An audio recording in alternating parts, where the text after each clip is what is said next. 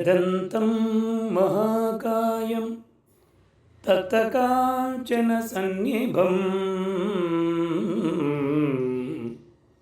लम्बोदरं विशालाक्षं वन्देऽहं गणनायकं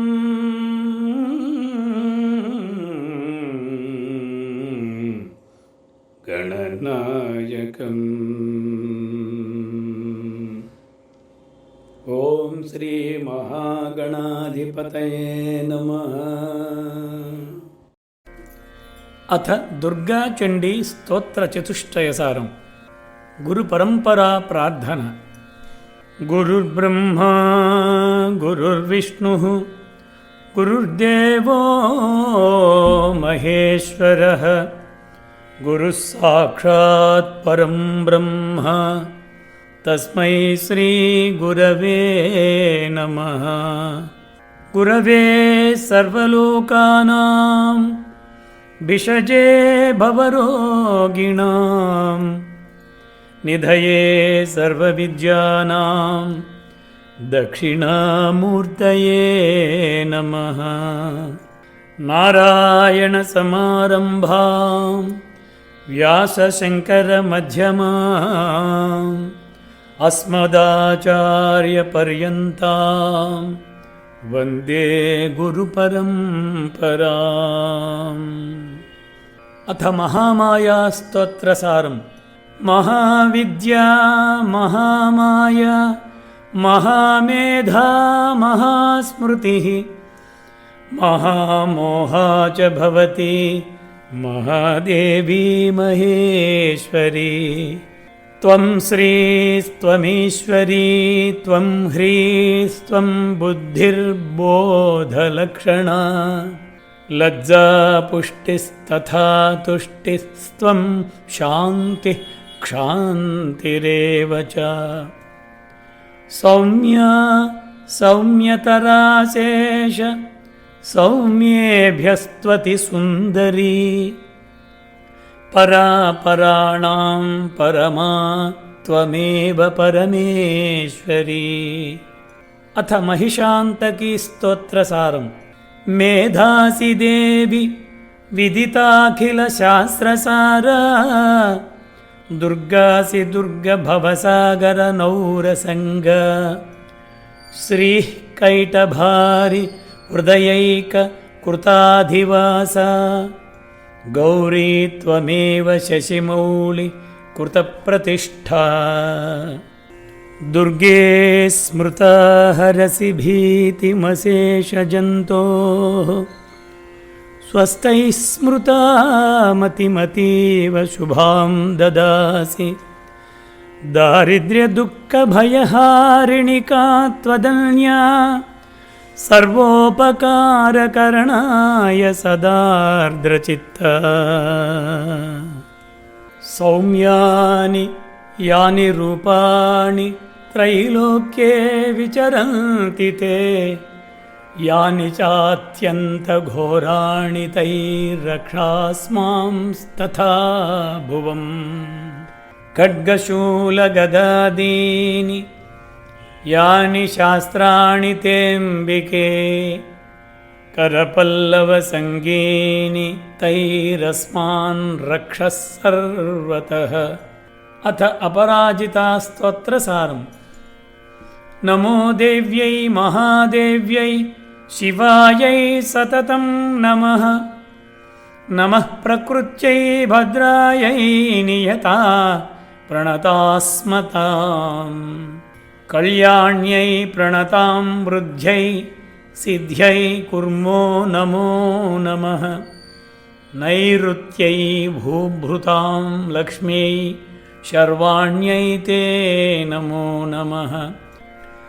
दुर्गायै दुर्गपारायै सारायै सर्वकारिणि ख्यात्यै तथैव कृष्णायै धूम्रायै सततं नमः। या देवी सर्वभूतेषु बुद्धिरूपेण संस्थिता नमस्तस्यै नमस्तस्यै नमस्तस्यै नमो नमः।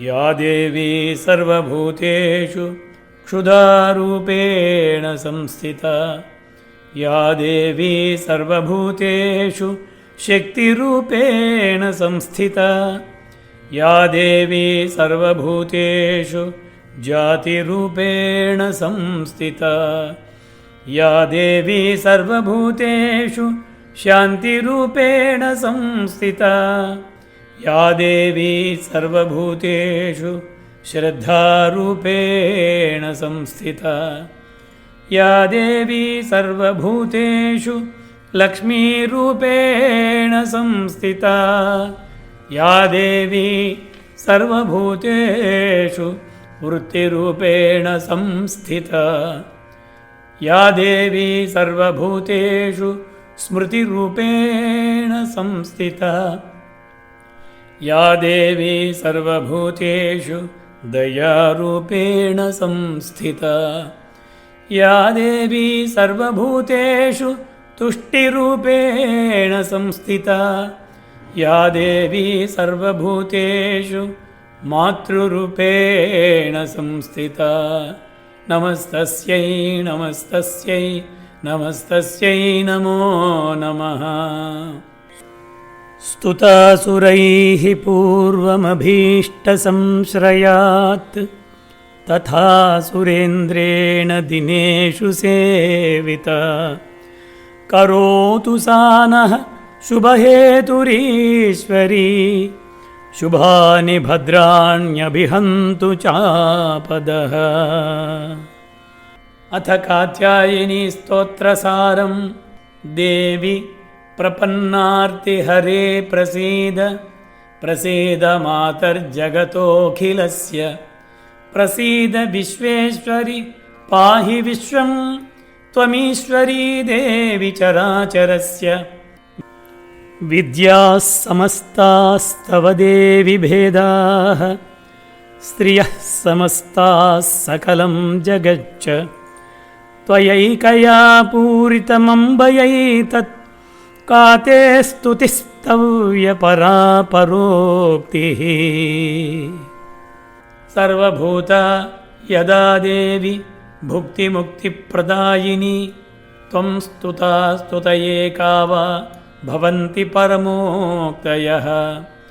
सर्वस्य बुद्धिरूपेण जनस्य हृदि संस्थिते, स्वर्गापवर्गदे देवि नारायणि नमोऽस्तुते।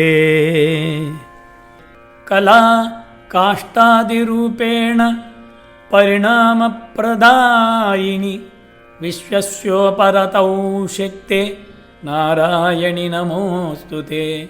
सर्वमङ्गलमाङ्गल्ये शिवे सर्वार्थसाधिके, शरण्ये त्र्यम्बके गौरि नारायणि नमोऽस्तुते।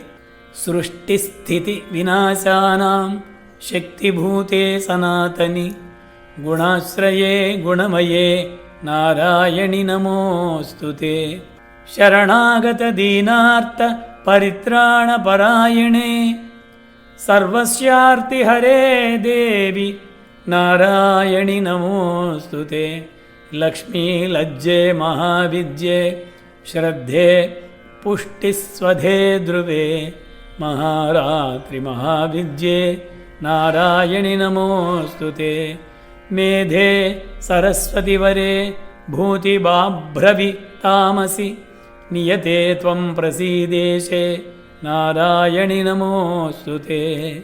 सर्वस्वरूपे सर्वेशे सर्वशक्तिसमन्विते, भयेभ्यस्त्राहि नो देवि दुर्गे देवि नमोऽस्तुते। एतत्ते वदनं सौम्यं लोचनत्रयभूषितं, पातु नः सर्वभीतिभ्यः कात्यायनि नमोऽस्तुते।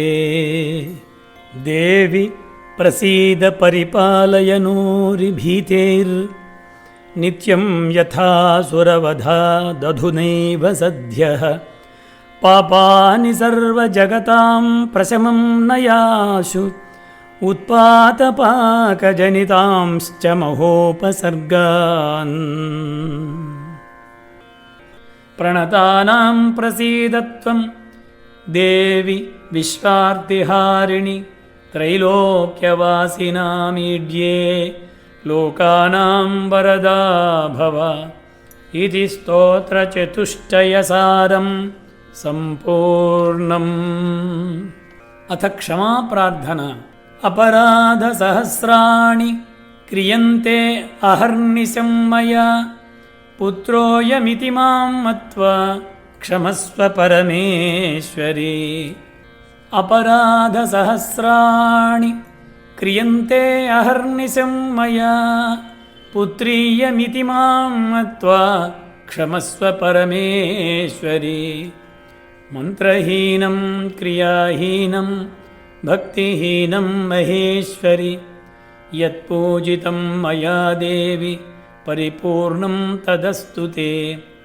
कामेश्वरि जगन्मातः सच्चिदानन्दविग्रहे गृहाणार्चामि मां प्रीत्य प्रसीद परमेश्वरि।